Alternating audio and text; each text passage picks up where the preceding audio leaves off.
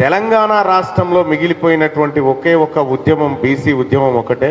అన్నీ అయిపోయినాయి, ఇక అన్ని ఉద్యమాలు అయిపోయినాయి, ఒక బీసీ ఉద్యమమే మిగిలింది. ఇక్కడ మనకు తెలియకుండానే మనమేం కేవలం రాజ్యాధికారం అనేటువంటి అంశంలో మనం ఉన్నాం. కానీ మీరు ఒకటి బాగా గమనించారో లేదో, హైదరాబాద్ నగరాన్ని ఆ రోజు మన నిజాం రాజులు, ఆ తర్వాత మొఘలు వీళ్ళందరూ కలిసి నిర్మించారు. వాళ్ళ పరిపాలన అయిపోయిన తర్వాత కమ్మలు సైబరాబాదు నిర్మించారు. కమ్మలు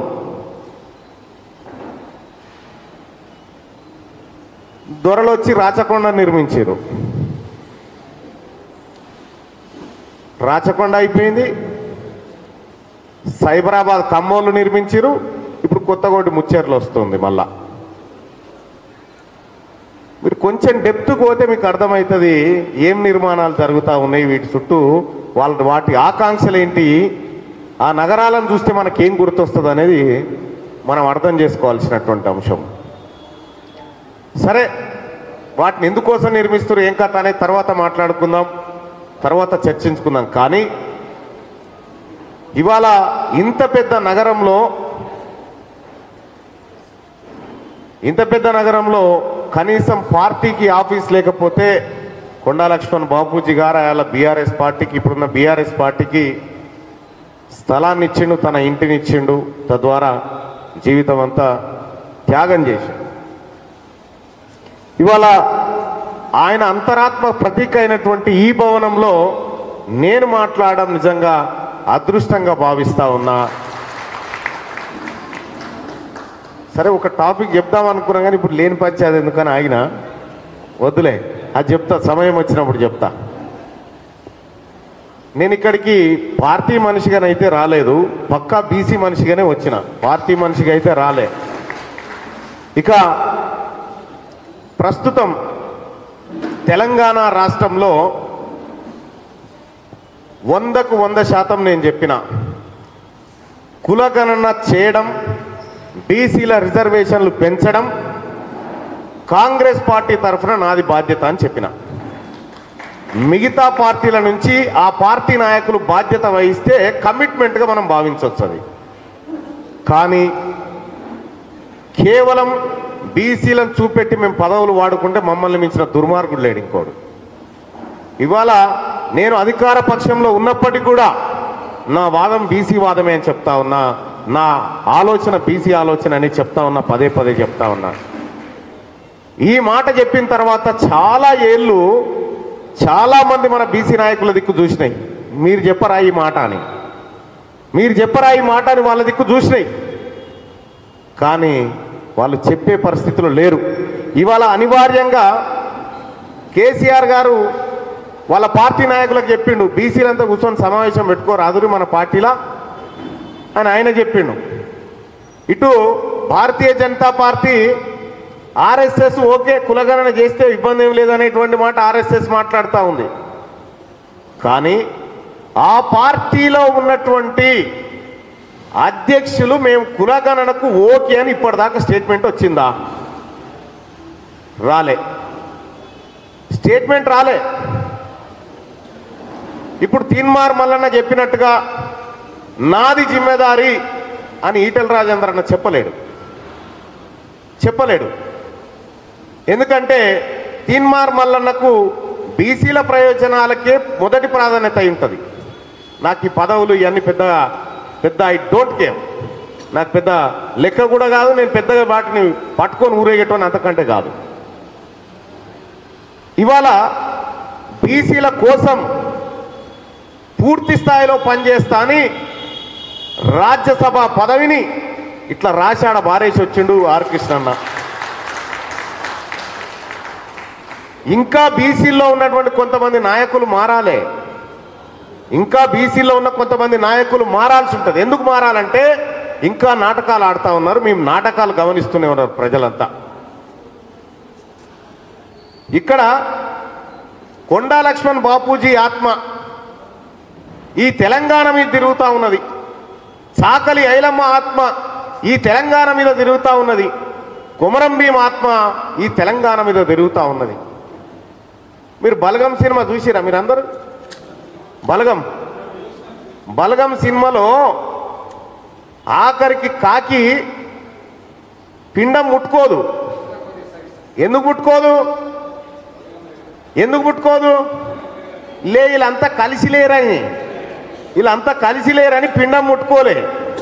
ఇప్పుడు తెలంగాణ రాష్ట్రంలో కొండా లక్ష్మణ్ బాపూజీ ఆత్మ ఎందుకు శాంతిగా లేదంటే మన బలగం అంతా కలవలేదని.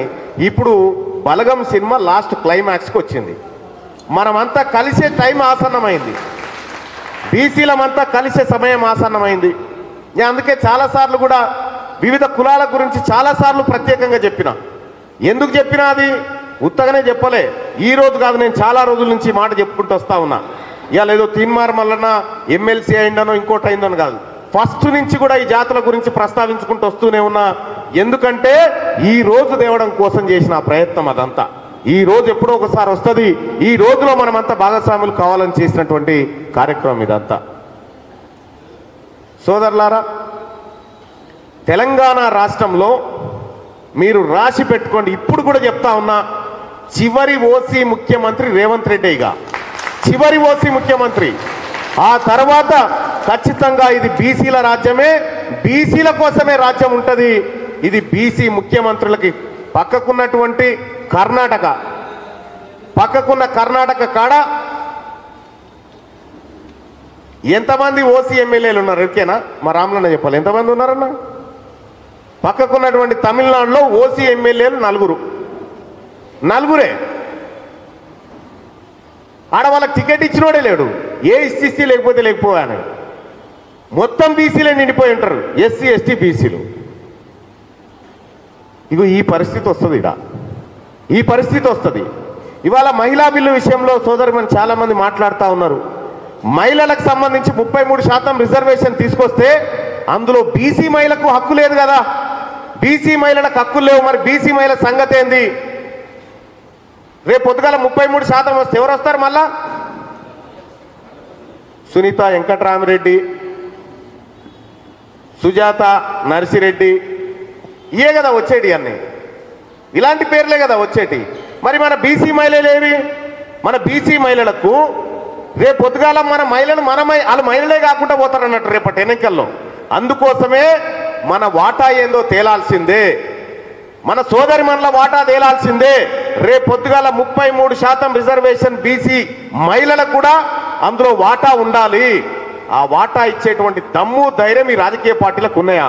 ఉండయి, ఇయ్యరు. ఎందుకంటే 1952 నుంచి ఈ రోజు వరకు మనం మాట్లాడుకుంటే ఎంతమంది బీసీ మహిళలు అసెంబ్లీలో కూర్చురు తెలుసా? 5గురే. 1952 నుంచి 2023 వరకు ఇప్పటి వరకు అసెంబ్లీకి పోయిన బీసీ మహిళా ఎమ్మెల్యేల సంఖ్య 5గురే. ఇప్పుడు అసెంబ్లీలో ఉన్నటువంటి బీసీ ఎమ్మెల్యేలు మహిళల పేర్లు చెప్పురి. ఒక్కటి సోదరిమణి కొండా సురేఖ. అదే అసెంబ్లీలో పర్ణికారెడ్డి, సవితా ఇంద్రారెడ్డి, లక్ష్మారెడ్డి, సునీత లక్ష్మారెడ్డి, ఆ తర్వాత పాలకుర్తి ఆ బుజ్జి పేరు జాన్ యశస్విని రెడ్డి. వీళ్ళ మహిళలేమో ముందుంటున్నారు, మరి మన మహిళలు ఎందుకు పోతలేరు? మన మహిళలకు అవకాశాలు రాకుండా కేవలం 5 సార్లు పోయారు. ఇప్పటికి 5గురే మహిళలు ఇప్పటి వరకు పోయినటువంటి వాళ్ళు. మరి దీనికోసం బీసీలో ఉన్నటువంటి మహిళా సోదరులారా, మహిళా సోదరిమణులారా, మీకోసం మేమంతా పోరాటం చేయాలి, మీకోసం మేమంతా గలమెత్తాలి. ఎందుకంటే రాబోతున్నటువంటి 33% రిజర్వేషన్లో మీ వాటా లేదు. మీ వాటా కోసం మేము మాట్లాడాలి. మా మహిళా సోదరిమణులను అసెంబ్లీకి తీసుకుపోవాలంటే ఖచ్చితంగా ఈ 33%లో మహిళా సోదరిమణులు బయటికి రావాలి. ఇంకొక విషయం, సాకలైలమ్మ పోరాటం చేసే నాటికి వీళ్ళంతా ఉన్నారా? ఇప్పుడు నేను చదివిన వాళ్ళు వీళ్ళు ఎవరన్నా పోరాటంలో ఉన్నారా? విచిత్రం ఏంటంటే సాకలి ఐలమ్మ ఎవరి మీద అయితే పోరాటం చేసిండ్రో వాళ్ళు ఇవాళ సంస్థాన నారాయణపురం దిక్కు విగ్రహావిష్కరణ పోయిరు. రామచంద్రారెడ్డి మీదనే కదా ఆమె పోరాటం చేసింది. ఇప్పుడు అదే రెడ్డి గారులో ఆమె విగ్రహావిష్కరణ పోయిరాడికి. కొండా లక్ష్మణ్ బాపూజీ మంత్రి పదవిని త్యాగం చేస్తే తీసుకున్నది ఎవరు? బీసీలకు ఇచ్చిరా? మళ్ళా వాళ్ళే ఎత్తుకొని పోయా. ఇవాళ మా ఆర్ కృష్ణన్న రాజ్యసభకు రాజీనామా చేస్తే మళ్ళీ బీసీ వాళ్ళకి ఇస్తారనుకుంటారా? మీరు ఇది ఇస్తారనుకుంటారా? ఇయ్యరు. నన్ను ఒక ఆయన అంటాడు, మళ్ళా నన్ను రాజీనామా చేయ. నేనెందుకు చేస్తా రాజీనామా? నేను రాజీనామా ఎందుకు చేస్తా పోయి? నాకు అర్థం కాలే. రేపు కాంగ్రెస్ పార్టీ బీసీలది కాబోతా ఉంది కదా, ఆ పార్టీకి మేమే పెద్దనలం కాబోతా ఉన్నాం రేపు పొద్దుగాల. సరే ఆర్ కృష్ణన్ అంటే ఇటువంటి మనిషి అవసరం. ఎందుకంటే రేపు పొద్దుగాల కులగణన అయిన తర్వాత ఆర్ కృష్ణన్ అసొంటి వాళ్ళకు చేతులు పెట్టాలి అనుకుంటానుకో మనిషి ఉండాలి కాబట్టి ఆ మనిషి ఉన్నాడు. ఎంతసేపు వాళ్ళ బాధ ఏంటంటే ఎప్పుడు చేస్తాడు మల్లన్న రాజీనామా అని. మీరు తలకాయ వలగొట్టుకున్నా నేను చేసేది లేదు. ఎందుకు చెప్తా ఉన్నంటే నాకు ఈ హోదానిచ్చింది బీసీలు, నాకు ఈ పదవి ఇచ్చింది బీసీలు. చట్టసభలో ఉండి వాళ్ళ హక్కుల కోసం మాట్లాడతా. చూసిరా నేను మండల్లో మాట్లాడితే ఎవరన్నా మాట్లాడిరా? నేను మైక్ అందుకొని మండల్లో మాట్లాడుతూ ఉంటే 9,000 కోట్ల బడ్జెట్ ఏం సరిపోతుందా? సగానికి చీర్తే కదా ఈ బీసీల బడ్జెట్ అని మాట్లాడినా. నేను బీసీలకు జరిగే అన్యాయం గురించి మాట్లాడినా. తీన్మార్ మల్లన్న నేను ఒకసారి కమిట్ అయినంటే బాజప్తా అది నెరవేర్చదాకుంటా. 2028లో బీసీ ముఖ్యమంత్రి రాబోతా ఉన్నాడు. అబ్కీ బార్ బీసీ సర్కార్, అబ్కీ బార్ అబ్కీ బార్ అబ్కీ బార్.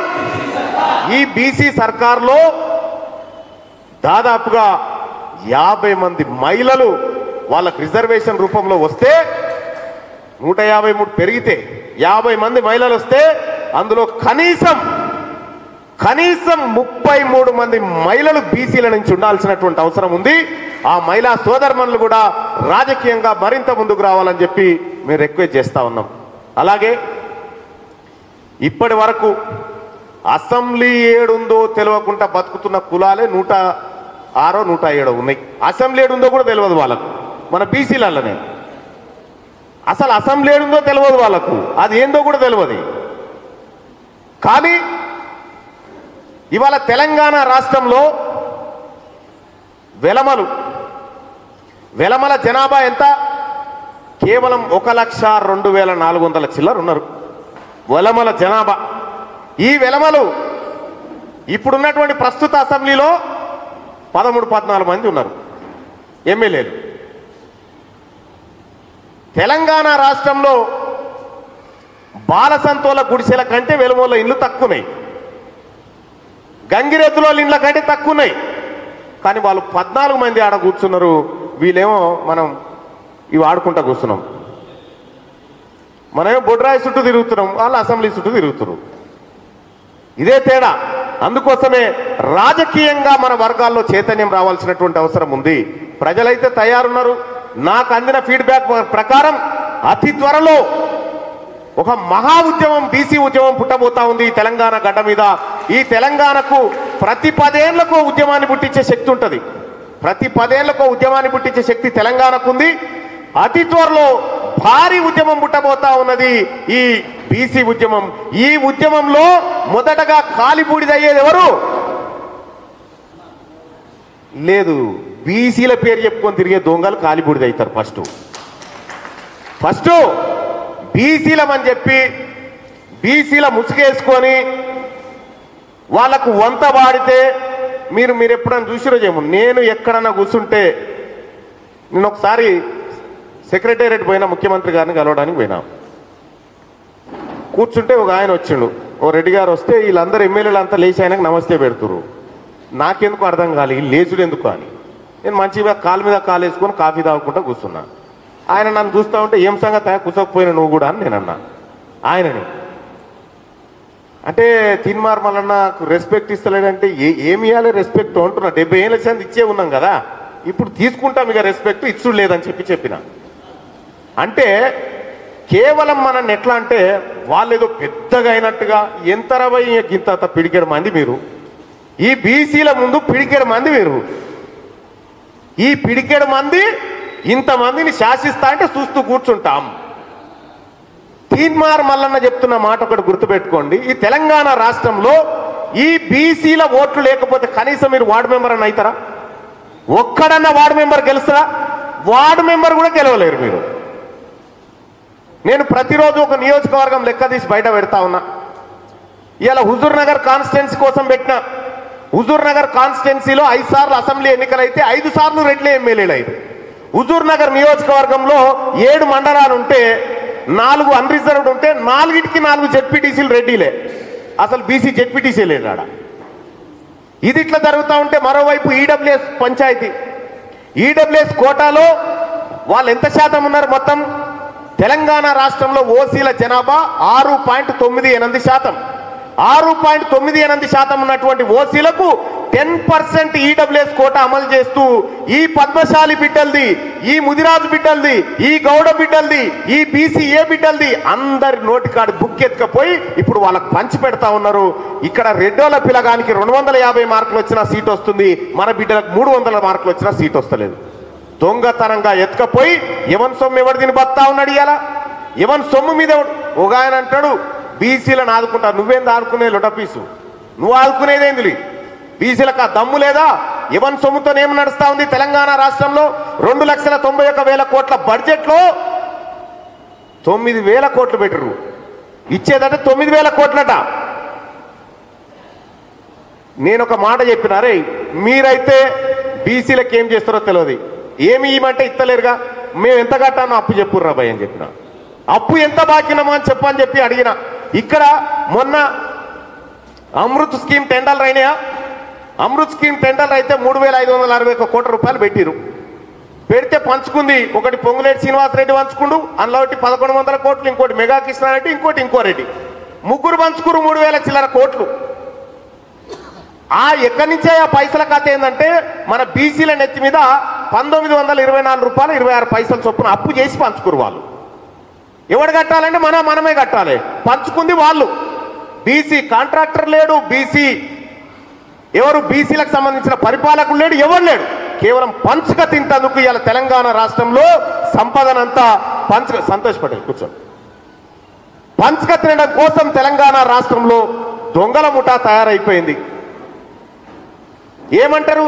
మన సర్కార్ బడిలో చదివేటువంటి మన బీసీ బిడ్డలు, మన ఎస్సీ బిడ్డలు, మన ఎస్టీ బిడ్డలు సర్కార్ బడిలో చదివితే ఇడ విద్యా బడ్జెట్ మొన్న ఎస్ఎల్బీసీకి 4,000 కోట్ల రూపాయలు అంచనా పెంచిరు. ఎందుకంటే అది పూర్తి కావడానికి ఇంత అయితేనే సరిపోతుందని. మన హాస్టల్ పిల్లగాళ్ళకు మెస్ ఛార్జీలు పెంచిరా. 37 రూపాయలలో 3 పూటలు తింటారా ఎవడన్నా?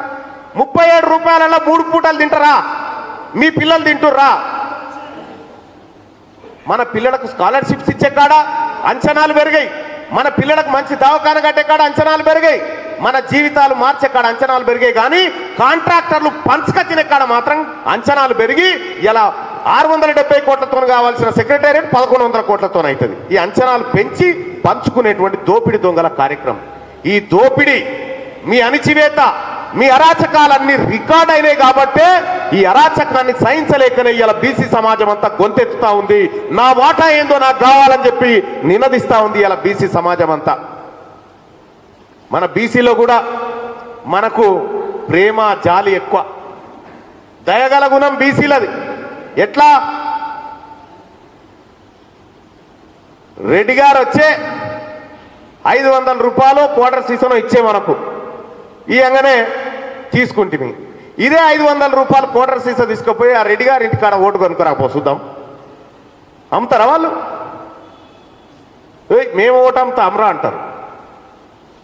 ఎందుకంటే వాళ్ళకు ఓటు విలువ తెలుసు కాబట్టి. అంబేద్కర్ అనుకే నేను పదే చెప్తా ఉన్నా, ఓటేసేటప్పుడు అంబేద్కర్ పరదాటం కట్టింది. ఎందుకు కట్టిందంటే ఆడికి పోయినాకనన్నా నీ బీసీ ఓనికి నీ ఓనికి ఓటేసి నేర్చుకోరా అని చెప్పిండు. కానీ మనం అది అందుకోలే. ఇప్పుడు చెప్తా ఉన్నా, ఈ రాష్ట్రంలో భూకంపం పుట్టబోతా ఉంది. ఆ భూకంపము ఖచ్చితంగా బీసీలు సృష్టించబోతున్నటువంటి భూకంపమే.